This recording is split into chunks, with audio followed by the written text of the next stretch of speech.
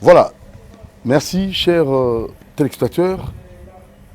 Merci, chers abonnés.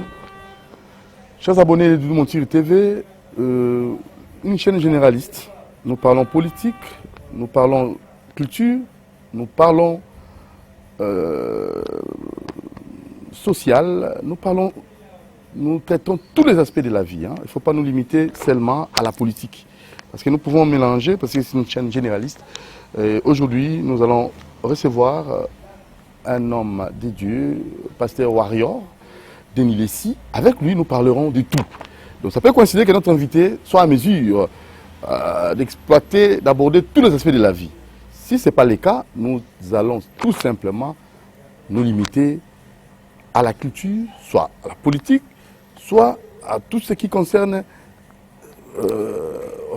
la carrure. En fait, c'est ce que notre invité peut représenter dans notre émission. Alors aujourd'hui, c'est vraiment exceptionnel. Lui, il est passe-partout. Lui maîtrise tous les secteurs de la vie. C'est pour cela, vous allez remarquer que le pasteur Denis Lessi, Warrior, lui répond à toutes nos questions. Boni, mon Sélanza. Sentez bien. Ah. Coïncidence, hein? Ah, on comprend. Coïncidence, c'est qu'on a bêtise. Oh, au bêtise là? Ah, moi, Nzambi, on va vérifier.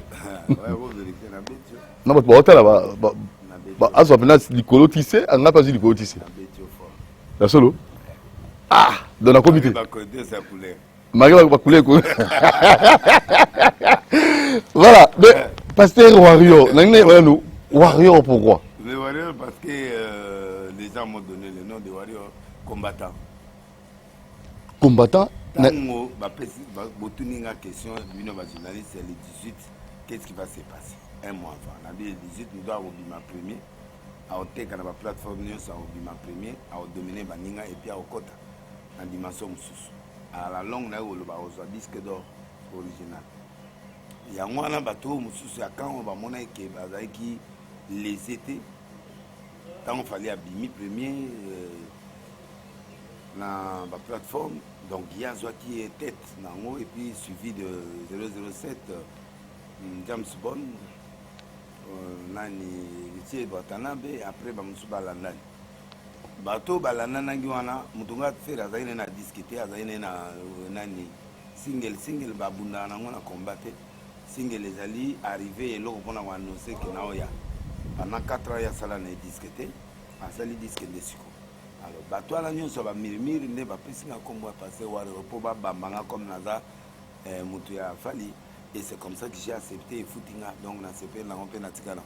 Et footinga na nyonso na zui reconnaissance à bateau na ils me soutiennent moralement, ils me soutiennent financièrement, ils me soutiennent physiquement.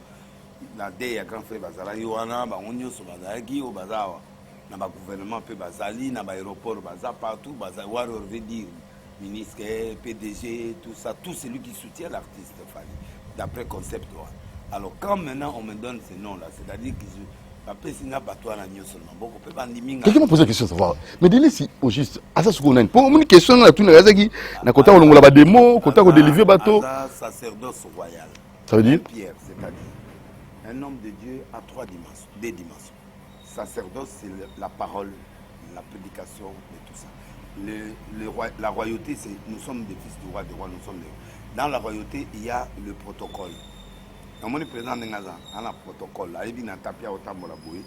Mais dans le protocole, il y a aussi l'intelligence. Il y a un roi qui a la race royale pour interpréter ma cam.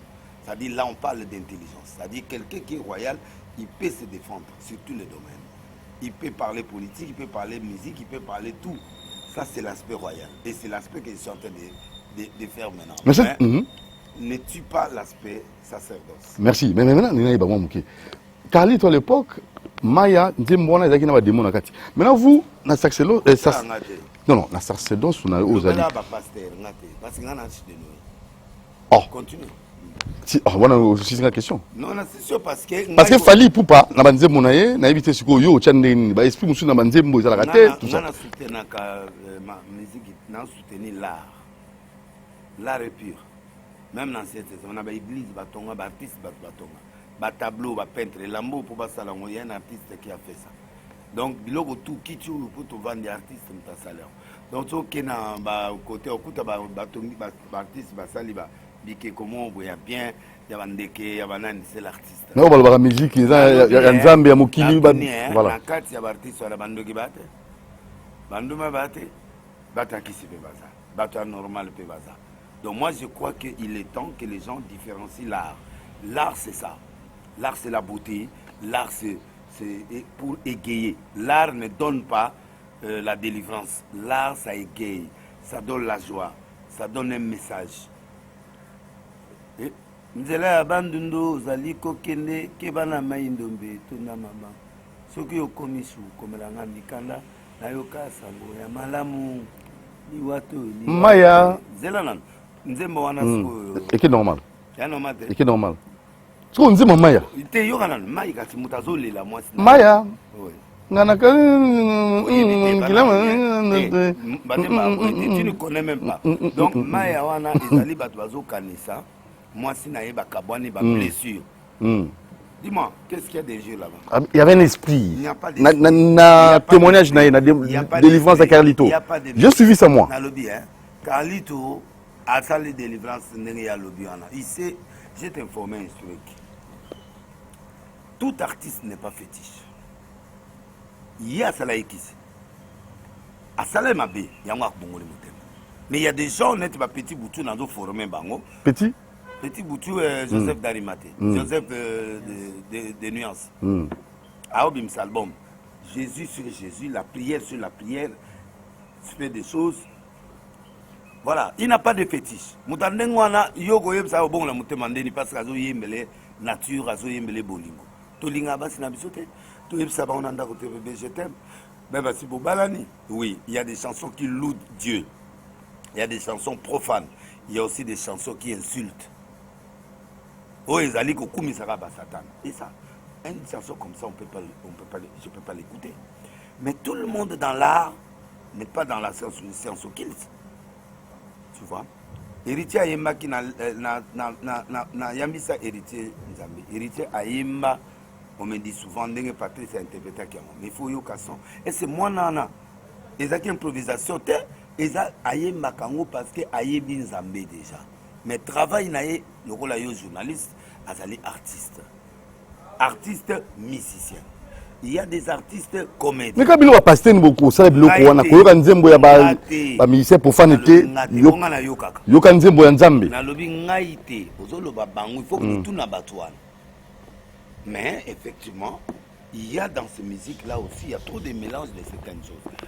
Miyayemba, yo, bolingo nanga, yo, ayembi bolingo pas na biso. Cantique de cantique, zoyemba, voici la femme avec des seins. Bien qu'ils aient prophétique, mais c'était comme ça. Il ne faut pas qu'on change des choses. Cantique de cantique, on a débuté dans amour. Salomon parlait d'amour. L'amour envers Dieu, bien sûr, mais il exposait ça pour les femmes. Moi, je crois qu'il est temps que les pasteurs comprennent. Bon, moi, je suis un révolutionnaire. Un pasteur révolutionnaire, warrior. Réformer, au fait, les mots. Réformer veut dire j'ai réformé certaines choses qu'on nous avait mal prêchées dans le début. Pourquoi? Par hypocrisie. Alors, étaler ça? Non, mais j'ai dit non. Clairement, pour battre Baïba. Quand il démarche, nous sommes dans les tout justement pour nous relaxer. Il y a des choses qu'on nous avait prêchées. Mais ces choses-là ne collent pas. Si on peut savoir comment il y a veste, il y a Lévitique. Pour la Lévitique, il n'y avait pas de veste. Pesanga chaussures à Lévitique, il n'y avait que des sandales. Pesanga veste, il y a acte des apôtres. Il n'y en a pas. Ils roulaient les habits. Mais maintenant, là, les pantalons, nous avons des costumes. Il y a soit tamola nampunda. Est-ce qu'il faut tamola nampunda lelo? Il y a soit te na microté. Faut-il te na monoko? Tu vas mourir avec tes poumons. Au Kenepoto na punda, tu vas rester au désert de Sahara. Au Koufamoy, on est au Beto Putikali, on a les avions. Est-ce que ce sont des avions de pasteurs? Est-ce que les fabricants ont des pasteurs? Tu es en Yoji ou en tel, est-ce que Yoji à Samila? Donc, les chaussures Weston, au Yebi, à Samilani. Est-ce que au Yebi, Viviane Vestit, au Latier, mais moi, je suis en Azanani. Azure planté nani. Même temps au bala. Aux alliances au Tché. Non, on a eu pasteur Moutassal et la Kyo. Qui est le fabricant? Les ciseaux, bah, au Katosouk. Tondé Zouana. Tondé Zouana. Nani a salé lion. Micro yo tient la gâte la magi toko van. Ingénieur on a savant a salé micro. Non on a yo. Moi na Jésus, cousin à Jésus. Mais pour les gens va passer basala Gabon. Les gens évolution ils a quitté na Erwana. Les gens ont prêché l'évangile. Banganzambe ce qui est vrai. Mais il y a six principes dans la sainte doctrine. Maté ils a raté Banganzambe. Ça c'est un principe parmi les six. Il y a la foi en Dieu, il y a les miracles, il y a le doctrine des baptêmes, il y a l'enlèvement, il y a l'imposition des mains. Mais chacun de nous a une mission. Là, vous avez parlé de Fali, héritier Watanabe, et puis ça, non, l'autre là, Inosbi. Inosbi, toi, Inosbi, Tadam n'a été, mais. C'est dans le classement, non. Inosbi n'était pas là. Inosbi n'était pas là dans le classement où Babimisa il est 18. Les études bateau Babimisa Rabayebak. Alors pourquoi Bangon Bapona qu'il est 18? C'est eux-mêmes qui ont décidé, si bateau Bamécani, Baboutou, n'a pas moui. Oh, il y a dominé, mais les chiffres 1 plus 8 et les 18, ça fait 9. 9, c'est le chiffre dominateur. Les dominateurs, c'est quoi? Quand tu prends 9 fois 2, vous trouvez 18, soit additionné aux 9. Et Yolo qui déjà les 18, on a mon tour. Non, na lobi, oh, il y a Kobima, premier. Na tangi kombo ya mouté. Nde yi on a dominé, Babinga, pendant un temps. Mais, et ça, les jours, va disque bimi, disque a fallu les alaki. Alors, il y a mon moniteur comme un disque d'or. Et c'est ce que j'ai dit. À Sakura, il peut n'écrire pour dire qu'il y a un disque d'or. Donc, ça dit que c'est bon. C'est normal l'examen nyonso na université papa pas même pointé. Il y a toujours moutazi. Parce qu'on conseille nous passer dans bateau mourir. Mais je vois aujourd'hui par exemple le frère qui est en train de studio en train de faire ce qui est là on est comme ah bon moi salon. C'est bon, ça va coller. C'est une bonne initiative. Donc on stimule bon. Oui mais il faut que on stimuler les musiciens, on stimuler les frères na ba frère en Christ, on stimuler les gens. On stimuler les frères na ba sœur. Voilà côté musu sacerdoce musu. On a sacerdoce, on a sacerdoce ya Bonzambe. Ya Bonzambe. Koto yo pe nazo yamba bango pote na mema bango pe ba Bonzambe. Place où ba osa kindumba batika. Place où bazusa bakisi batika. Place où ba okota magie batika. Déjà un pas. À un moment il faut comprendre que loko on antiki. To musique on antiki. Antiki art. Il y a problème. Et la conscience là. Pour le péché c'est quoi? Le péché c'est ce qui est fruit de la conviction. Ce qui n'est pas fruit de la conviction est péché. Si on est convaincu de l'homme qui a déjà péché peut-être. Très bien. Donc moi je crois que ces catégories de personnes ont droit aussi de notre amour. On doit les croire. On doit les amener vers Dieu. Mais pour les amener envers Dieu, il faut les aimer. Il faut les identifier. Il faut aussi s'identifier. C'est-à-dire, n'a pas juif comme juif, n'a pas tomabé comme mabé, mais ma bête. Nous sommes en Christ. Voilà, ça c'est le côté culturel là. Nous avons invité Nabiso, Aza passe partout. Donc, Aza, dans le domaine Nyoso. Donc, rapidement, la politique. Déjà, retour à Joseph Kabila. Et ça, on est dans le Raïs. Dans Mabélé. Zoé Kabila a perdu de ligne dans le gouvernement. La politique, c'est comme ça. La politique, c'est le haut et le bas. La politique, c'est le croc en jambe. Mais dans l'émission, on a salé le lobby. Bon, moi, personnellement, je ne peux pas changer. J'ai dit que je n'ai pas aimé.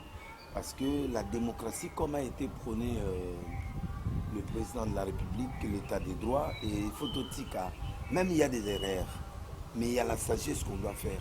Sur 26 provinces, Union sacrée. C'est bon. Il faut qu'il y ait aussi des gens qui disent non. Tout le monde ne peut pas dire oui au pays. Donc,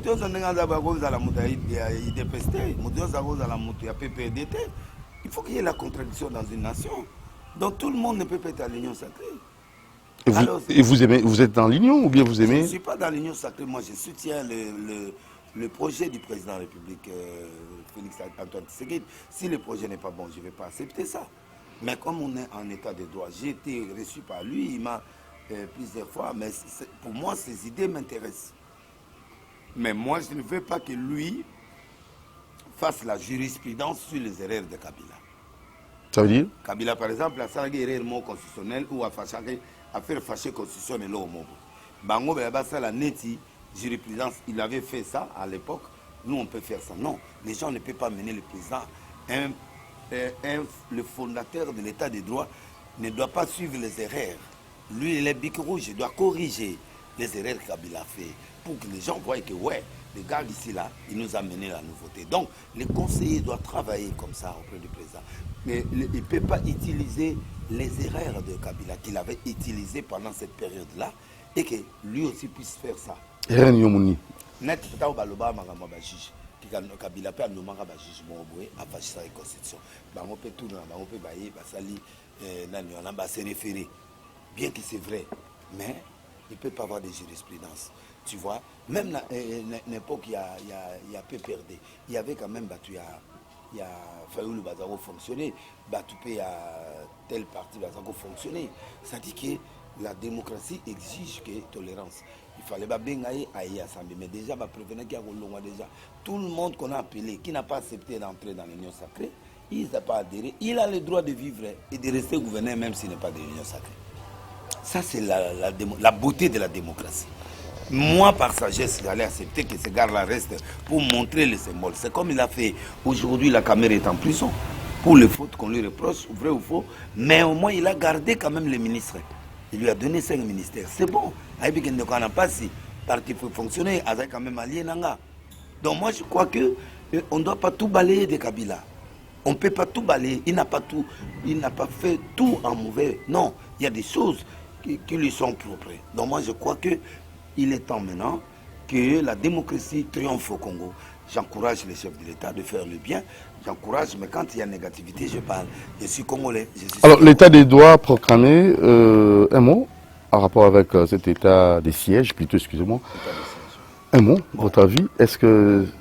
Les articles de la Constitution, les gens s'appuient là-bas pour dire que... L'article 80, 144, 145. Voilà, donc, bon, pour ce qui concerne la population. La population, c'est important, parce que moi, je veux que le président réagisse.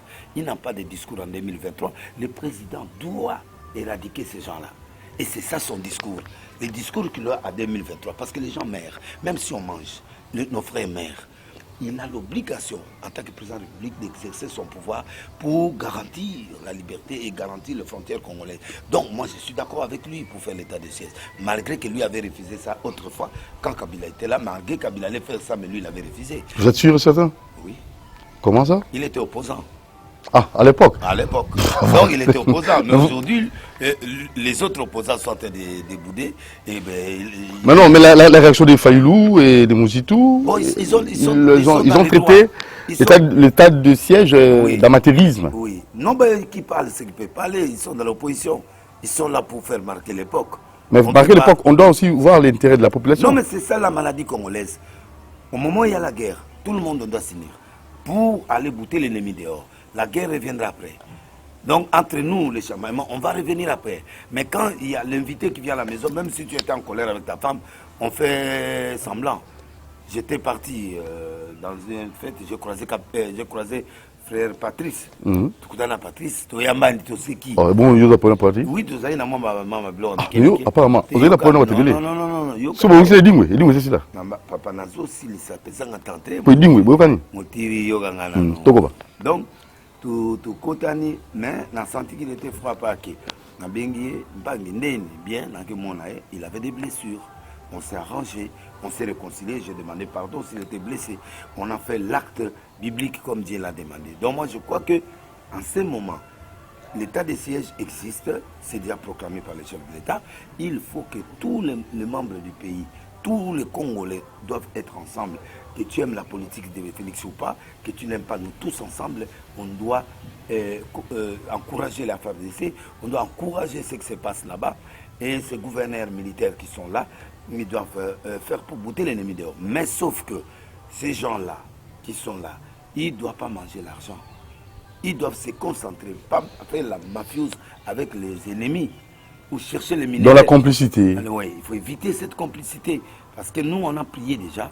Celui qui volera même un franc dans notre pays, il va payer ça. Tout celui qui vole pour que, parce qu'il y a monsieur, Ndekomo Ayaki, allume la TVO, député moi allume la TVO, mais moi, vous dites que vous voyez, à Sengier, papa Pessa, au lieu Pianga, Mbongo, Somelanga lance-roquette. Pour lance-roquette, bah, $150 par jour. Oh! Yo, on a sous. Parce que Moutoua n'attend à sommer lance-roquette à qui? À collaborer là-bas. Non, pas de rebelle, non? Bah, au bon moment. Quand pour les Congolais? Tu vois comment le Congolais est complice lui-même. Donc, et ça, ce sont des choses qu'on doit éradiquer dans Mboka. Parce que la guerre du Kivu, là, c'est la mafia, la haute mafia. Oyo, ya minele na ba Congolais. Donc, Monisco pour nous, bilan à Mango. Bon, Monisco a dans la carte à Masolo. Aïe pour nous protéger, c'est vrai, mais côté Moussoupe a zulu capé moi diamant, a zulu capé moi loco. Donc, baza na carte à Masolo, Moko ya Congo, c'est paradis terrestre. Nous avons côté à protéger na mundu qui mon côté au pays par ça mon business là. Mundele à côté à Pambate, mon colonel na moi million na carte à banque na France, son a commis na ciment. Au moins, on a besoin d'un ordre qu'on a besoin de salon privé. Mon collègue a 300 000 euros. Na yebo na ti mon longo lo kaza ba. Na ko dans la bureau, na tu ne mais pourquoi? Abi tu n'as plus l'argent, tu n'as plus rien à nous donner. Oh! Na quelle ambassade de Suisse na quel Luka visa? Na ti ba pesi un compte na la banque il y a 100 000 et quelques na période. Na c'est bon mais pourquoi vous compliquer? C'est l'argent des cacahuètes. Donc pour la Mundele les intérêts prédominent. Il y a un liboso au Moussoussima. Voilà. Donc, moi, je crois que. Alors, construction africaine, il faut ça la peine. Laissons la mission que tout construit la conscience pure. Vous l'êtes au liaka. Tout ça, basi 9,30. Joa Massimoko. Gérer Bananayo. L'argent là, l'autre là. Laisse l'argent de la caisse. Laisse Dieu faire son travail. Fais ce dont tu demandes. Donc, IGF, nous les a mis en place. Yo, c'est pas comme ça. IGF fait ça là. IGF a sali maza bateau peu maza makasi oyo penza ba osa musala o Kabila le bagi ya 15 personnes. Nous le gouverneur de la Banque centrale. J'ai fait un bureau qu'on a tiré le bateau à infranté. Et le président Moutabou il faut en dire. Bateau le cola Kazadi, Nani Nicolas Kazadi, au bâtiment ministère. Moutandé on a sauté côté les chefs à Kokaïté. Parce que ça tellement bien la série. Donc le gouvernement de Otalango, vous avez un warrior. Le gouvernement Sama. Na Banque centrale, natanga batu mbali, natanga batu. Sur 15, natanga 2. Au Kabila à Lukaka. Na recommandé bango papa président Félix, au lieu bâtir tata na américain, on a soi-disant américain, on a dit comment on a dit. On double nationalité. Nani tipo nani. Peter Noël Chani. Ah, moi c'est né à Lubingati, moi c'est né à Lubingati, moi on est à la nationalité américaine et puis Azabo. Ngai na confirmé tes mains. Mais Noël, il faut passer la quête. Il faut passer l'enquête. Des informations à vérifier. Oui, il faut pas vérifier. Pour ceux qui sont vrais, à cause de ce poste de nos côtés. Nous voulons des gens sérieux maintenant qui doivent amener le pays dans la discipline. On ne veut pas des prédateurs sexuels, on ne veut pas des gens qui peuvent abîmer la tête de notre population. Donc, moi je crois que. Tous on a la point. Dans lequel on a ram, registre, j'appelle mobile. $10 lobby, dans la monaton et l'oreillette. Donc, on comprend depuis le Bloc qu'est-ce que je dois faire? En tout cas, le gouvernement vote à la Marambouille parce que là, la population est en train de pleurer. Qu'est-ce qui se passe? Les unités disparaissent, les trucs, ça ne va pas là. Ça ne va pas tout changer, tout Kenewapi. Voilà, tout Kenewapi. Mais est-ce que réellement, il dit tout de suite, téléphone est bungi, téléphone volé, ils allaient retrouver? C'est sûr et certain, Marambouille. Bon, les alliés techniques, bon, il y en a Makamonango. On doit s'adapter. Non, on ne va pas s'adapter aux fraudes, on doit s'adapter aux choses vraies et honnêtes, c'est transparent. Denis, si vous faites confiance dans le gouvernement Oyo, est-ce que priorité de priorité? Je ne fais pas confiance à quelqu'un. Moi, je fais confiance en Dieu. Mais je ne peux pas. La Bible me dit, maudit soit l'homme qui se confie à l'homme, qui prend la chair humaine comme appui. Moi, je ne peux pas m'appuyer sur quelqu'un. Je fais peut-être foi. Ça, c'est le mot. Je peux faire foi à ce gouvernement parce qu'il parle. Depuis Kassavoubou, on a toujours des discours, on a toujours des professeurs d'université, on a toujours les professeurs extraordinaires, si ça existe. On a toujours des professeurs ordinaires, on a des gouverneurs professeurs, on a tout. Les pays ne bougent pas. On a des pasteurs aussi. Il y a des pasteurs aussi qui sont entre au gouvernement. Les pays ne bougent pas. C'est quoi? Nous sommes maudits? On n'est pas maudits, mais les gens sont maudits. Les gens eux-mêmes sont maudits en volant le pays, en ne pas appliquer la volonté, en n'ayant pas fait l'effort. Parce que quand tu achètes une villa de 500 000 après avoir entré au gouvernement,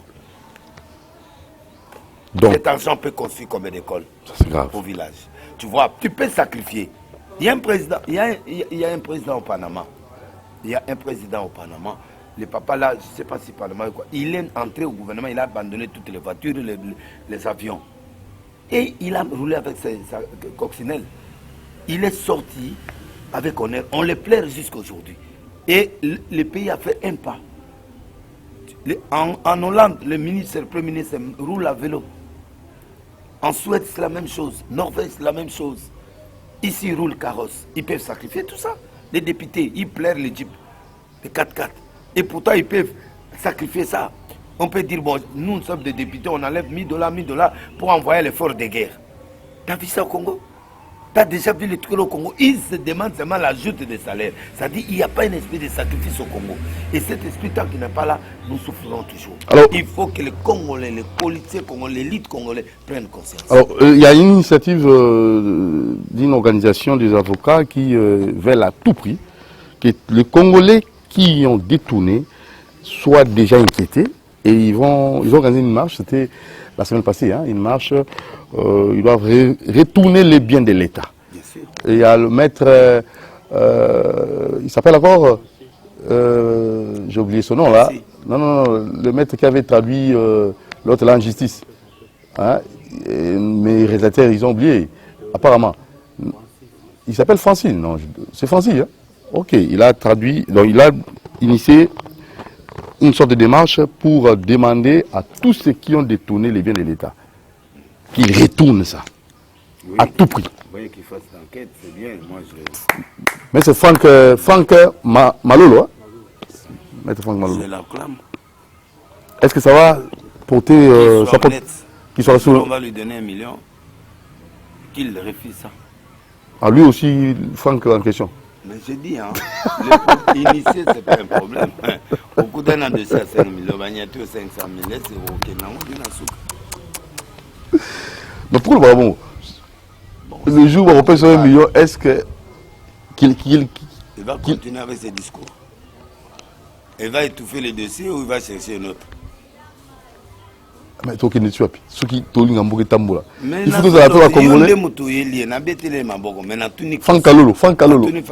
Mokolo a 15 dossiers à 1 milliard. Bagnatiu 1 million à 15 dossiers sur 15 dossiers sur 15 millions. Pour réfléchir. À la liste, il y a 354 personnes où il va détourner bien l'État. Oui. Est-ce que tant qu'on va rebenir la coulisse? Est-ce que vous voyez Bissabiso? Maître Fankalolo, ok. Passez des discours. Vous allez voir. Tout bana on bana ça vous donc on a babilon moko to rolo ba souté pour to yebi politicien député azo que nous on la bino bimeuble est député qui n'a pas le droit ton immeuble elle a commis qu'on a monté question oh non ça c'est le travail du gouvernement. Donc moi je crois que si vous pessimez sur Maël 2023 l'élection sanction. Ça aura lieu ou bien il faut nécessairement causer là nous j'ai vu le glissement, j'avais annoncé ça dans l'écran prophétique, mais l'élection sera là. Vous avez vu le glissement? Oui, j'ai dit ça, non, j'ai annoncé dans l'écran prophétique. Ouais. Donc l'élection est là, mais l'élection est là. En 2023 non, mais il y aura un petit glissement, un léger, d'après l'écran prophétique. L'écran prophétique, l'écran prophétique, c'est ce que je parle avec Dieu et ce qui me montre et j'annonce, ça s'accomplit. Vous en arrêtez à m'embêter. Ah, faut zonger là. De temps en temps, pour zonger. N'a-t-il pas zondo, n'a-t-il pas bio, n'a-il pas non naïbi, non? Tu sais comme des écrans prophétiques.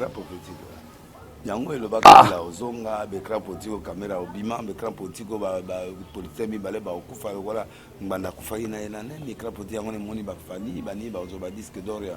Fnak yango be biloko wana nde yango de na est eloko mo ko salema mokonzi wana ambassadeur akufi, c'est ça l'écran prophétique, ça dit biloko ya avec précision. Écran prophétique, élection et connaîtement glissement. Oui. Léger. Oui. Et n'a aux président. Mais lui il est toujours président. En 2023. Dans le bien. Écran prophétique. Dans le bien. Pour constitutionnel na maboko na ebilo onyo c'est maboyo ngo chasser Fatipa Kedo. En 2023 Toujours Fachi, président. Dans le bien, droit ni mutunyo so na droit de mandat na mboko. Kabila sali de mandat yebi yo kanza usana. Awo ya pega na de veto. Bobu na kaka me. Awo ya Éthique. na lobby boye. Est-ce que là le bateau est quand prophétique? On a lobby et sa réalité.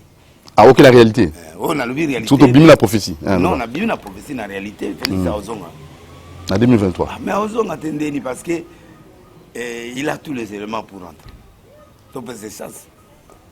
Bobunda bobebisa bambongo boya to bunda. Bokot. Mais na période il y aura une personne qui sortira. Oya kotia batebele pandikolo en 2023 il y aura un homme de DPS sur sa milité ou à bimapé à retrahir mais à osaper la population macasse. Et puis il y aura Félix et il y aura les autres qui seront sur le combat. Et quand prophétique. Donc na yé na kutia mbamu. So ya ndeni ka boy pas Paul Alobi, je suis allé au 3e ciel, j'ai vu des choses qui n'est pas permis à un homme de dire. C'est ça le décret prophétique, la haute dimension prophétique. donc Mati au J au PC dans bateau. Aux heures. Mais église. Oh non non.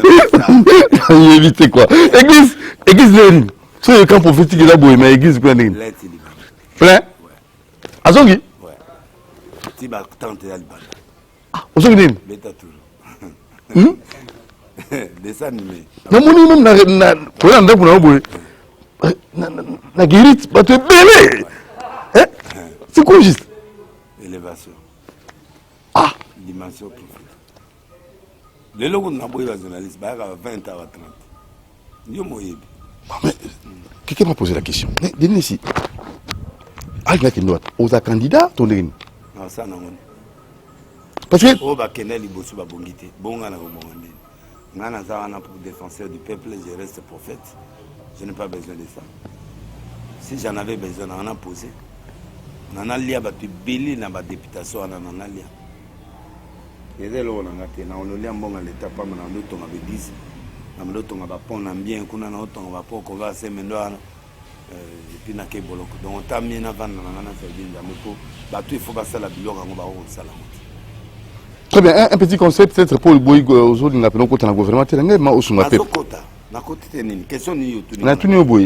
Priorité des priorités dans le gouvernement, ça m'a. Ni tout ce qui est la liboso. Il faut guérir cela. Pacifier les pays d'abord. Pacifier les pays. Quand les pays sont en pacification, nous voyons maintenant les objets doivent circuler, les marchandises vont circuler. Deuxièmement, les routes. Et faire évacuer ce bloc intérieur et il y a couteau, transport. Et puis, santé. Nous avons que nous avons vaccin à la Nalibou. Et ça a coca. A quoi évanu ou à aucun. Ça dit que tous les attaques, nous avons une fois ou zéro, tout comme attend deux fois. Transport est assuré, l'étude est assurée, papier ça biso séduction. Ça veut dire? Moi, si ce que l'ingé, moi, je bon moi, cahier, moi, unité, moi, téléphone, pour nous calmer. Moi, poème na tongo na midi na poko entre 16h bébé mon cœur bat pour toi azoko se calme na sugo yego pesa ta $100 a se calme moi si mon banda je t'aime bana tongo tipo ka obenga no moko zo abi papa go ya soirée pour na olia yote pour azana bande ko azape na famille yo ka sinde to abo pepe ko la vani ka bo ba souffrance na o pété et so ka pété les ventres créent na point d'oreille ça dit ils doivent donner l'espoir. Très bien. Le rêve congolais. On sait qu'il y a des difficultés, mais il y a un rêve qu'on a. On veut voir ces pays, les Lumumba. On peut rêver ça. On ne peut pas rêver ça. Même à période de Mobutu, papa. Ça l'air est mingité, mais bon, ça n'a rien à tout ça, se retrouve. Les pays marchent avec l'argent. Très bien. Ce n'est pas avec la foi. L'argent. Monde entier, après Dieu, c'est l'argent. L'argent répond à tout. Pour Yawa, bon. Pour Yawa, il faut carburant. Pour Yawa, pour tirer cassette Yawa, il faut bon. Donc tout est l'argent. Il y a mis l'eau comme balai dans la moukile. Nzambe, nambon, baza benemi. Ou Dieu ou maman. Alors, moutouazo wanga nambon, aza démon yemo. Parce que mbongo, balinga angote, mais mbongo ego linga yo yemoko. So yo olingi ete ya olinga o. Siko zana ngote papa. Mon intembo bato akumi nerve. au moins mutu akoleka na liboso note mwana so aleki double mwana kwe est-ce que exercice ya kati yango yo kenda ko yekola eza po beta bana soko omoni biloko na komona na ndako ba réponse ami compliqué tala na babisi tuna mutu question maman kobongisa papa oyebi esika na wuti te c'est-à-dire mutu na mutu ana réponse ya mokuse parce que aya na dossier na ye banila obi tokoti bisi maman pardon kopusana kuna papa oyebi esika na wuti te vanda soko vanda zomona baréponse wana nyonso ezali ya piaka eya badossier eza na mitumu batata ebele baolobaloba na nzela so ozotala na nzela oza na kare otala bapapa ebele omona bageste donc baproblème elekeli ya afute Mboko c'est normal la mboko tona ebele yango ya richesse mais comment bongo pété omoni mboko eza niveau ya pétage donc bato bapeta na niveau moko donc nde to aboye pasteur apeta politicien bapeta pasteur na nini mais bato bapeta te bota moto amoni mbongo ezoya ta komokoselo likambo mama ndenge ozala biloko ezala kati ya biloko ezabi biloko yala ndako akesomela ngumba te lo ngumba na ndako nayebisaki yo nini biloko ya te aye pa sentinelle $10 yango oyo tielanga nkoba oyo na kati ya ndako mais ntango sikoyo oya priere kobe aotiaki wapi omoni kote ozoke wana na kundi yango na se atie mwa fleur mo likolo ozomona moto orakaka aotourne na lupango nde ozoluka fleur simolao talaka fumba ya kobe autant bongo bapoliticien mais politicien dans la couture wana pas monsieur babi didi babeli ko ministre wana longwa bango tout basigné le comité comme posa côté ba 180 ezokende papa faut tikelo quoi le wana faut votre zébélé to comme 200 na 50 on va promettre lobby dans la autour à 250 to pia combien ça c'est vrai ça bambo solo nazo loba makambo na ngai na lobby te que nazo confirmer mutu toujours soit deux nazo la ndenga pétage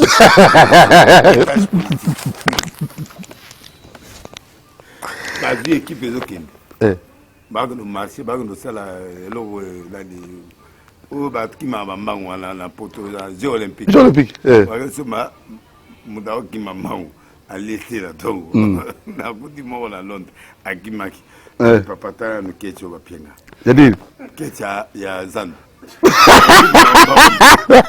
tala sylvete ya kato papa nakimi lolemo libanda nde omoninga kokima nyonso yango oyo donc tala pétage professeur à l'université mais professeur baoluka ndenge nini ya koarrange droit donc ata balobi nalobi professeur azokima mpenza interprétation vrai ya likambo azokina balusa mboko mais n'habité obligé dans les métiers dans ce gars tu dois faire une émission là qui peut là pour sauver ma sérieux donc n'habité espace ni dans ce gars parce que nous avons pas de problème sérieux tout ce qui c'est là je m'y attendais pas donc toi la pétage partout peut-être vous savez téléphone nous sur le numéro les gâtés les gâtés il va mais quand on donc moi tu as une idée voilà problème mais c'est comme ça ça dit mboko eza mboka te ko mema mutu lisolo mulaite so eloko ya te oyebisi makambo vérité ok ani oya ono nde ozomona donc mutu ana ba difficulté na ye alors zala bref na mamutu ozosala ko compliqué so ta ko bengana ako bengana ko compliqué na bengi mukonzi mona numéro bimi masqué kuna na ebité pourquoi allô c'est qui délaisse attention. On n'appelle pas les chefs avec les masqués. Je ne sais même pas qu'il est bimi masqué. A Tomboki, à 4 téléphones à Benga. À Tomboki, troisième fois, Bidéné, c'est pardonné. Une situation qui venait de se passer au bureau là, c'est terrible. Il y a la disparition de l'argent. Excusez-moi.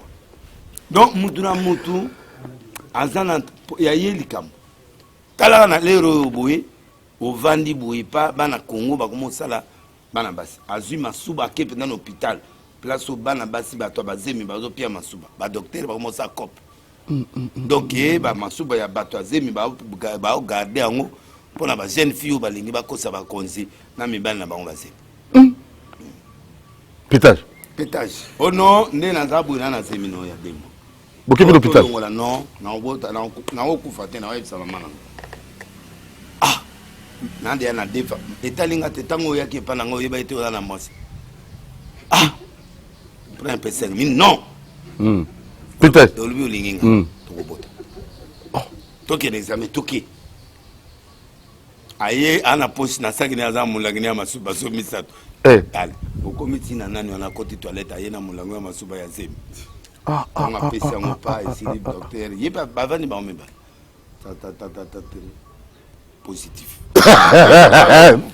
donc lupango epimi après elle se revient un jour à barek elle sent parce le sent ici bien au so soma lupango au so sala ki billet viser za dia na mabo c'est pas vrai dans le niveau moki comme ça c'est vraiment na fongoli ganda ya ba pétage pour comprendre niveau tout ça mundazo senga ba somile la roquette pour affaire le na ba rebelle c'est-à-dire que ba sololaka ba kanyete mutoni wa député muta pesi témoignage na ba biona makambo bana na la télévision olandi bilo ngaote c'est pas vrai ça il faut tout le to ba information là ça c'est donc comprendre que mboke kufi na niveau ngone si au moni taxi man a komi ko enlever ba yozo mona onde ça dit qu'atali que 1000 francs, 1000 francs, 1000 francs, n'a pas se retrouver rien. Assaïn. Bah, ils ont proposé, bon, les gens ont enlevé, combien? Oh, 20%. Ok, papa, il a moussal. A se retrouver, bah, il boire mon abattement, il a ça dans souka. Ma beauté, les bilans, bah, journée, mon va calculer 25 téléphones, nani, ma kabole a 4 téléphones. Na moi, bon, ce qui ça y est, $2000, après c'est moi 300. Manda ko ba TV ko mokota biloko ko mokota mais papa kuna mbonga taxi te mais akoma coopérant tout ça c'est connu. Le gouvernement doit être interpellé pour voir que il faut faire des efforts, il faut maintenant mobiliser les recettes, il faut maintenant rassurer le peuple et nous on est derrière vous. Si vous nous rassurez, vous nous donnez les rêves parce que je peux pas dire que j'ai confiance à ce gouvernement, j'ai foi et j'ai pris pour qu'il résiste. Parlons Kinshasa, ville, province de Kinshasa. État aux villes, Nabisou salubrité à ville, Nabisou. C'est possible. Jantina Zaki na Nero accueilli. Sacrifice, sacrifice. Ville, Nabisou, comment appelle propre. Et comment? Comment? Même Congolais, nous sommes entraînés à la Liban. C'est-à-dire? Nous sommes dans le Liban à podium. Afin d'entraîner comme ça. Il bien monter ça parce que au moins place wana fallait tirer tel. Et tel on attend au combiner na yebache aux alibans. Na tel. Non ba tel nos kolo yo ko kota. Au moins dans on fait ça d'ailleurs opposant. Ndenga za monnaie la Congo. Ils ndenge oyo ya côté si côté. Comment ça? Le premier voyage à Kenya zone Simbo. Deuxième voyage à zone Simbo. Troisième voyage mongo zone. Et puis pourquoi? À charge commis à comprendre la réalité en Mboka. Ah, Mboka est boulot. Ah, tu vois, oui. Tu vois, oui. Azo Bunda, le gouvernement Wari Bunda. Natunio, hein. Tu vois, oui. Mais Azo comprendre ce que 100 millions d'habitants avec Corona, je vais faire quoi? Mais dans les bandes, moi, à mon avis, je dois comprendre qui présidence. Et ça, j'ai à date. Et après, on a bitumana musala. Comment comprendre les règles, comment comprendre ah, Kabila Bena, à qui peut m'emballer. Oh man, mais il faut vendre la quitte, on n'a pas comprendre. Célibataire, il va passer au robot. Mais mon colo, il y a un robot à moi, mais si c'est à Banebi, à 3h du matin, il va vendre. Au pessi, mon compagnon, moi, ça, je suis aussi maïna. Des jours, on comprend, l'ibala, la robot. Mais un célibataire, il y a le roi, il y a le donc, je sais pas, il y a 3 heures. À 3 heures, moi, je suis après 3 premiers mois. Donc, on a 4 bisous, bateau, bota, bateau, et bien. Au PC, on a mon Congo, Pongé, maman, et puis, Denis. Moi, je suis un peu tourné, on a fait un peu.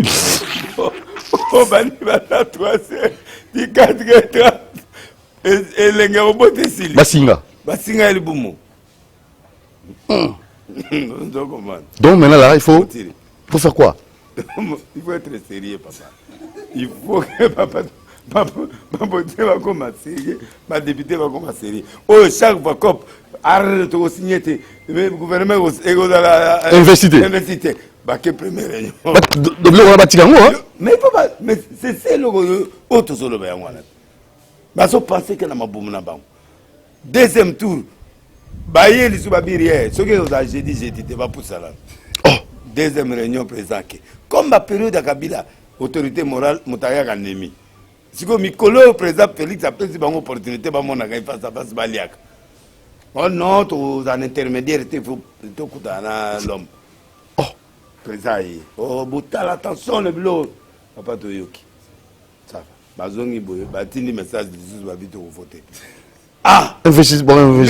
Bon, bah, il y a une nation. Pour aller à tant, on est dans na oya tanto wana ya pembe wana ba côté na kati nde bafandi wana ba ozela ameli ba jina ba on ba champagne ba nini ba bandi wana ouais les personnes on est là tout ça basololi wana ba obimate loko ba olobate j'ai dit investissement comment on est melo investir le gouvernement bon ba wana plein na kati mais tout maintenant c'est plus de 400 alors l'invité un petit conseil, niveau bateau là va commis conseil ça soutien. Conseil à mon initial. C'est fini. Tout ce qui bangoti na 2020, tout bengani bango na sens que bokangi ka bilongi bateau là puis c'est fini. Comme je vais ma ministre, ça va c'est la ministre. Monto a changer dans 3 mois. Monto a na FCC, la mentalité wana. Ata ba yeni union sacrée. Ezaka olongole la main par Paul quand même la mogue au pesa en pierre. Ça dit que quelqu'un ne peut pas changer dans 3 mois. Félix n'avait pas le choix. Il faut avoir un rapport à Kenya. Donc Félix, en 2023, le mandat où ce peuple a péché, n'est qu'au Soumaï. Il y a un écran. Dans mon écran, il a lobby à cause de la demande. Ah, on s'est demandé. La réalisation. La réalité. La réalité, oui. Ok. Ah, vraiment. Alors, le lobby qui nous peut tout faire. Le lobby. Eko bonga un jour. Eko. Oui. Ah. Nabia Kimbuta mambasala biso pona kinibo peto. E bane pa na ye. Asen. Abana bilora non na rotia bino ba transformation usine mo uta Belgique to salina na Belgique eza kota ngasa til l'autre mon usine. Tia kena. Mais pourquoi des promesses? Yé moi kena libule. Oh ya mbiza o ya pi. Est-ce que vous pouvez pour le rendre sali la Lili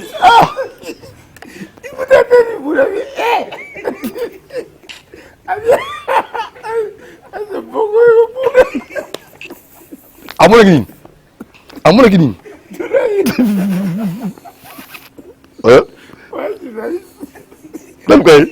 ouais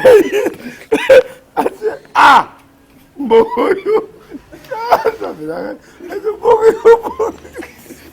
qui vous donne eh ya André à mon avis Nicolas mutiri tikangai pardon ombokate mais gentil même aux ba bopeto ba nini kasi otuninga su question so ayina bopeto otuninga question pour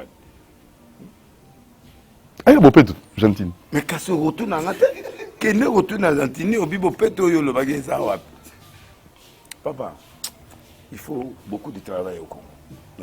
Qui m'a dit à prophétiser tout ça. Dans la gouverneur, abi omboka mabule botaka, mabule bimia. Na liga gawa, di boulot biminde. Est-ce qu'il n'y a pas un problème à chef coutumier ou tout ça? Bazan quand tu as lanté papatika, Afrique du Sud d'amboka mabanga, t'as ne batongia. Il n'y a pas de raison, hein? Il n'y a pas de raison. Il n'y a pas la volonté. Est-ce qu'ils ont les moyens pour faire ça suffisant dans le gouvernement central? Il y a moyen Billy. Na kena magasin mo ba yebsinga ministre mo ya rasoma 20 costumes par semaine. Costume à $600. Soit 6 fois 20 chaque semaine. Na ba chaussures, na ba chaussettes, na ba cravate, na ba chemise. Comme ça ma sécurité. Donc il faut la volonté politique. Yozo mona ba chantier. Mbongo ya te me ba chantier zo matande. Sota IGF fongola misu papa. IGF. Fongola misu. Ça devait grave. Omoni kopo wana ya nani wana. Ti ozomona oya ke wana komana. Nani ngobila. Nani Nyombu. Sabole. Oyoki te ngobila ibse. Elo yo moko lukaki. Omoni elo yo. C'est-à-dire na kati so moni mona so aza na nzungu. Avimbi se mama na se. Dossier aneza ba ramification belé. Muda obeto marteau oyeba ite. C'est en deux thèmes, c'est ça. Donc on peut pas espérer. Oh là là, j'aime Kinshasa la belle. Olié. Qui la belle là, et comment on a été la belle? Les autres. Que nous tourne secret pas avec Muta. Ah Epso. Pour y moi gouverner pendant combien d'années? Mais quand on la ville, qu'on délocaliser ville, tout ça la ville à Sika. Ah ouais, quand on qu'on longe la mabelete, ndé au tonga. On longe la matite, ndé au tonga, on a mon. Toté kaba je kamine kenda. Toté kaba miba kenda. Toté kaba bilo. Mais là, Albert Yuma a-t-il raison pour qui? Raison ni. Il y a qui il me conduit, il me PDG voilà. Et alors, à quoi vous contredire le voilà? Toté kaba bilo pas mondé le mot sur le dos. Mais bah quoi revoir en côté. Au revoir ni. Olingi Félix akufa. Oh. Tant que vous revoir bilo, ba bon mot. Bon, moi, je vais américain va passer là et pas. À changer code de minute. Et comme l'intérêt va congolais, ça va tout là. Donc, Bisso prononce Mindele. Mais Mindele, bah, on y a Bisso. Bah, l'ingité, bah, soit 30%, Bisso, 70% jamais. Au bout, il va saluer au complet. Néocolonialisme? Tout ça, mais bah, ça, le complot, c'est un appel à qui on a bêté, mais ça, c'est un maréchal, va bêter à la famille. Pour qu'on y trouve à Fongwami.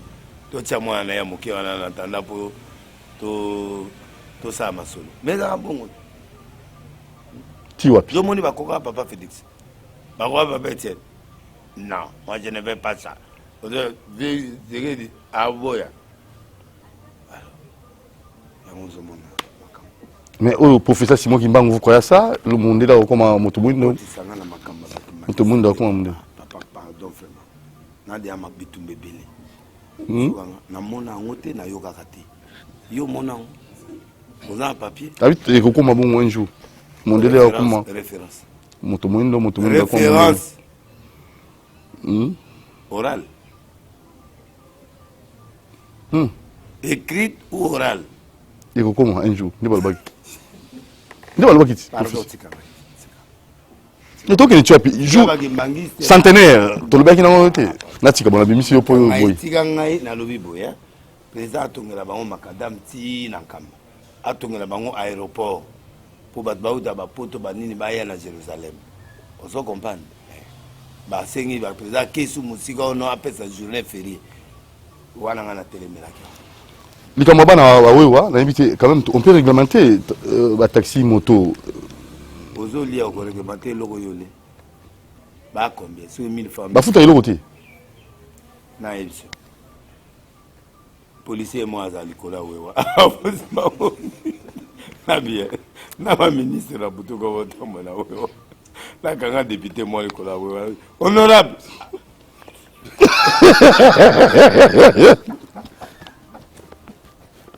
Makangam. Asi. Oh, non, bengi honorable. On attend que Azimas Kachi. Akepa Oja. Outside. Atikika. Ah, Denis. On a habité, hein. En église, on a vu des réveils, hein, parce que vous savez, il faut nécessairement tout me rappeler que vous avez Moko, évêque général, évêque président. Mais Makamango et Bandaki, le nom n'a pas évêque général. Confirmé, hein? Dans l'église de réveil, pas dans l'église de réveil. Je suis pas dans l'eau. Naï. Kounaïe. Sonia Tiki. Sonia Tiki. Alors, il va trouver besoin à Bokene. Naï, Nakati. Ah, vous avez deux sucos. Vous avez pour l'emboc. Nambi maman lobby Balobi. Président de la République, je demande aux églises de prier. On se comprend. Nous allons prier. Mais air va bien abisso ça air au passé côté.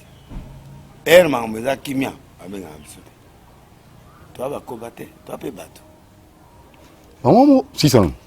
Toi peut battre. Ça veut dire Nana moi si nana bana. Ça veut dire Na vivaka, il faut na mbongo, il faut pe na sala pour na mbongo. Na o prier pour na mboka oui. To bandi a prier mboka banaka. Or eza makambo faut ba yoka biso. Na sakola na TV. Que guerre ekobima na mboko à un niveau impossible. La période après qui se dit. Na moni bato bazo traverser ba frontière. To bonde. Ba finganga na ba bato. Au nom de Jésus, ekoyate. Soki ba yokaka, dépense ngeza mukete. Il faut pe ba yokaka ba sakolite. Parce que mon secret malamu na mabe siko. Ba ma politicien mabena malamu baza mayele mais baza ba monsieur baza loboko mulai. Et c'est baza ba politicien te. Tout le monde ka ba passer ne ba mabe. Ba politicien mabe baza te. Comment on va passer Na bien to bandi banda gouverneur wa zayi gouverneur na Goma. A commis ministre. A commis ministre. Ti le lone ministre. Donc ba tusu batanga te. Le colo mususu ana Équateur wana komonena. Ah, côté nani. Wa côté. Makila te. Oyo nani Busa. Ah, Boussa. Abandé pas na MLC. Asukiwa. Donc mumuna mutawuti DPS ayoka solité wu akomuta PPRD. Mboka boyenga na monate. Batu tout aux monana. De lui à gauche droite. Non mais il faut motiver pas qu'on défendre l'idéologie naïe. Qui n'a souka. Si dans souka. Un homme politique doit être constant dans ses idées. Moutulelo yo ou dit les DPS. O la nanga maïs que tu as au communion sacré comme mouti DPS. Ou dit la PPRD. Tu as quelle mentalité de les DPS? Hein? Au yé ko luka poste. Tu n'as pas l'idéologie, tu n'as pas l'idéologie de Christian Tshisekedi. Tu ne connais pas comme le bureau de Outa. Déjà, la conséquence est belle. Mais on a tout ça. Et elle va passer, n'a pas politicien. Papa, on va pas passer juste au Yozo Lukawanati. Donc, tout le monde a scène à mon qualité. Ah, au Zoyo. Bien. Même papa qui manque au Azana Konkama. Sauf que aussi qu'il est bon, le Aobwe. Pas na besoin de ma belé, de ma kadama. Donc, bisous tout a besoin. Au Golanda va passer à l'hôpital. Oh non, de l'argent, de l'argent. Yo, l'ingi monté, n'est-ce pas un écran. Politicien malamu pe asate, passer bisous sotozo bunda na kala pétage. Oh. Mais où quitte maintenant le bonheur système à pétage. Abandi Boussa, Abandi ministre. Ah, c'est le Nini Boussa. C'est-à-dire, je voulais donner un exemple pour montrer qu'il n'y a pas seulement une personne. On peut mettre d'autres personnes qui chôment. Pour bailler un espèce. Mon tout ça, ça salit plus de 10 ans. On est là, on m'a sauté. Voilà. Mon tout ça, ça salit 5 ans. Esprit innovatif. À cause d'un esprit, innovateur, esprit innovateur. Voilà, je ne suis pas contre eux, mais ça saoule. Il y a un monde américain des mandats pour au salaire que nous paiement. Nabi Amamoro, nous avons la prière que guerre à Est et Syrie. C'est pour la concrétisation. Quand l'État d'urgence sera décrété. Mais nous sommes derrière la FARDC. Nous prions. La guerre finira. Okay. S'ils ont fait ça, c'est que Dieu veut.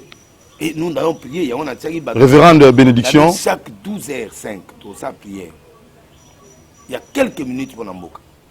La Tchaki sous na minuit 5. Nous connaît à sa prière pour Namboka. Dans l'église Nyonso va décréter ma prière. Pour l'état de siège. Et que va sauter la mission va bounder le corps va les prêts. Les prêts au temps là, mais ça c'est au bêta. Boum, nous avons utilisé Bango pour être voilà, nous sommes déjà vers la fin, hein, le programme de l'église.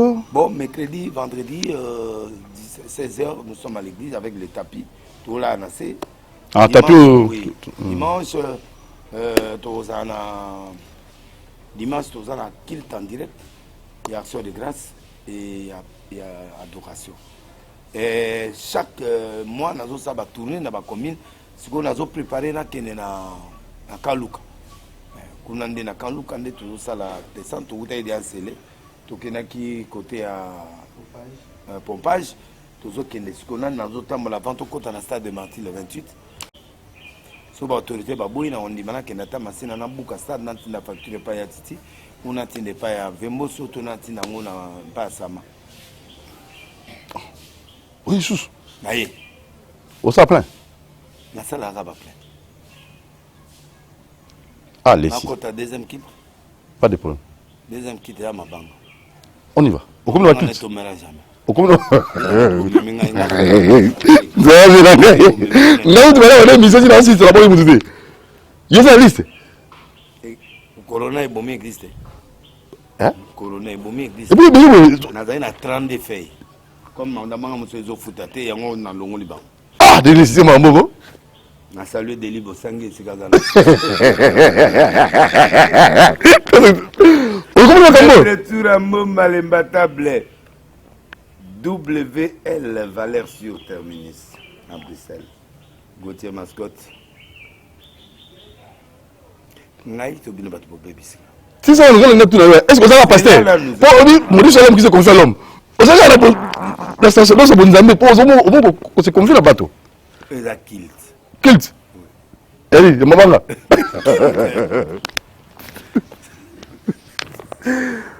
Olivier Belezi, Odombo, Justin Panzou, Azawa. Faut sa émission, c'est un grand patron. Ayaki avant-hier, ouais. Justin Panzou. Oui, Maître Chabert, dans Bruxelles, Jojo Isaou, Apôtre Bolavi, mon amour, dans Bruxelles, l'église Mnene Kitoko, Fortune Mengue, Annie Nyongo, Yamba Florine, à Texas, Dieu Zola. Dame de France, qui est là, à Outi, Kokot, Kobenga, à dévaliser ma magasin pour Nanga. Merci, maman Zamba Batilo Mikol. Bokangai. Kazo Som. Ok. Arthur Nzemeni, Abière Nanga, la maman Alice, et Frata Mode Lokombo, mon abière na Lyon, John Ade, Kolo Restaurant, ya Bataba, solo, Maboga, solo, na Kuna na Paris, Tête Ndaï. Tour Eiffel, na peso combat Tour Eiffel sans Élysée, au Coco Paris, te so kangi photo na sans Élysée, te ba on nimote. Apôtre Cocobar, Warrior, Bibiche Bugatti na Bruxelles, prophète Dominique Conde d'église Lilobab, grand partenaire et grand prophète des nations. Ah, ça va. L'onnier. Nandi Marai. Très bien, tous les cadeaux. Prophète Annie Mouniane, prophète, c'est bien. Nandi Marai. Prophète d'Israël Conde na Paris, nous avons pas moulin. Baba partenaire là. Ok. Couple prophétique Vincent Magdala, pour que Vincent et maman Magdala na comprendre comment Moutoua Kotiel a un couple prophétique Vincent Magdala. Et c'est mon balai à comment Magdala. Merci, Meba Vision, merci. Blaise Manzambi Kassari Mana Lili. Papa Adi Darose de Canada, Nzamba Pamolo séjour na Awa, Maman Coco, moi c'est Papa Adi Darose. Somo, CB à Popocha. Tipo somo za mabele tipo apesinga 1 hectare à propos de ça merci nzamba pambola yo mikolo bakisa mapona yo entrepreneur biloko to lingi nazo kama nduka zo comme entreprenatre ba français zao na yoke lengi la voilà entrepreneur comment on évangéliste janvier Moleki stratège à Maman Coco groupe de familles, des femmes d'affaires de Canada, na Tinebinombo. Des femmes d'affaires de Canada. Marché au Capi na Montréal, na Repentini. Zamba Pambolabino, boutique Ma Beauté, Sissi Aya, la présidente Yannick Chulumba, le PDG, Laurent Kapangala, pompe funèbre, et à ma bien yémouta, à ça, à transfert de Bébé en Afrique, bomba. Na peso merci pour la Bébé Ayana, na Edengo comme ça qui est en ok. Bikakala. Koloba parfait, na Kelly Lewisham, grande chanteuse na Poto, Big Ensemble na Suisse, Jolie Mayala, Guy Amissi, Papi Salsero, Winnie Barouti, moi na maman Gétrude, Ilorono Yangwan, Frida Luto, Deli Lofemba, Deli Bosangue, alerte plus conseiller en communication, James Force, Mobali Anissa Lessi, moi na Nangai, Christian Lessi, Gloria Lessi, Balessi Nyonso, Roger Lessi, Jean-Marie Lessi, Bino Nyonso, Maman Rose Lessi. Colette Nzinga, le dieu de Moïse en Suisse. Moi, je suis Kouchouka Landa, qu'on a quitté, on les bandes à Tchékita, c'est la TV Asika. Nous avons une seule enquête à Zandé, partenaire à Moïse Katou. En tout cas, Colette hier, Mboutalombi, dans le restaurant Château Rouge, merci pour ma collier Komaki, artiste Choukeva, Laurent Dandance, merci, Galois Zoka, le coiffeur, Fanny Bongongo, dans Pesope Mote, Maman Santou, et puis Fondation Colette Zinga, répété, Soussou, Dorine Mavinga, Zamba Pamolabino, Deli, Bosangi, Soussou, n'a reprendre, au culte. Ah, c'est que, faut appeler ça ma dim, non? Ouais, bah, bien, bah, dim, na Laurent Tandas, conseiller na biso. Ça n'est fini, culte Sili. Et monsieur Pessili. Merci Nilis. Merci. Na Pessili mbote na c'est qui au moins? Tu n'as pas été. Donc, sans bêter na kiawa, na bêter na oseka. Je pense que mingi mingi. Pas si, possible ça. La réussir quand même. Na comprendre te. Presque qui m'a cassé na seki solo. On aura le Peter Kazadi na Pessili mbote trop. Wana Peter Kazadi. Ouais. Nga unazozile na kumema. Na mukulu. Na c'est mukulu. Oh, mukulu. Na kaza ba tseta ministre sport. Oh. Ouais. Basa ima be makasi. Mukulu. Non ba tsema be ba tsepa pa se mukulu. Ah vraiment. Tout le monde mukulu bundi vraiment. Eh mais c'est la petite entreprise. Te yalinga biloko na. Il faut sport. Courage passer mukulu. Te simba. Un jour. Ça ira. Merci. Doudou Montiri vous retrouvera très prochainement. Nani. Kando. Ah bien non. Mongo. Il y a ça va recherche à monde entier. Bon. Là il que logo dans Canada il faut tout lukango ya. Pour you olata. Pour lati. Merci na Alain Kabongo. Bon j'aime bien abonnez-vous massivement sur Doudou Montiri TV. Chaîne YouTube. Ciao.